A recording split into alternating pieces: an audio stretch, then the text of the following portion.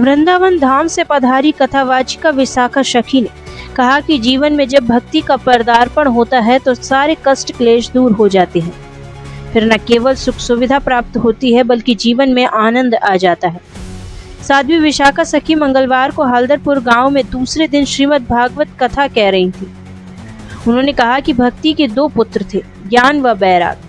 भक्ति तो भक्ति में लीन थे, लेकिन उन्होंने उनके दोनों पुत्र गलत संगत में पड़कर गलत कार्य करते थे, और जब उनको भक्ति के प्रति प्रेरित किया गया तो ज्ञान व वैराग भक्ति में जब लीन हो गए तो उनके सारे दुख दूर हो गए और उनको आनंद ही आनंद प्राप्त हुआ। विशाखा सखी ने कहा कि श्रीमद् भागवत श्रवण करने से कष्ट दूर होते हैं, जीवन में आनंद भी आता है, घर में लक्ष्मी का भी वास होता है। आगे कथा कहते उन्होंने आगे आत्मदेव की कथा भी सुनाई।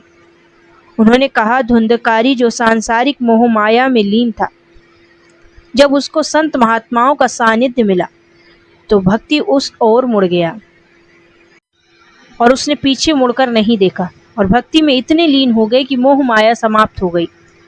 भक्ति जी ने भगवान नारद से भी यह आशीर्वाद प्राप्त किया कि मेरे दोनों बच्चे भक्ति में लीन हो जाएं। उनका आशीर्वाद प्राप्त होते ही ज्ञान वैराग भक्ति में लीन हो गए।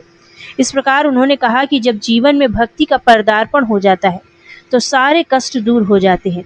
इस प्रकार जहाँ संसार में रहकर सांसारिक कार्य भी करना है, वहीं भक्ति भी करनी अति आवश्यक है। भक्ति से अनेक प्रकार की सुख सुविधाएं प्राप्त होती हैं। इस अवसर पर परीक्षित योगेन चक व राजकुमारी ने व्यासपीठ की आरती कर प्रसाद ग्रहण किया।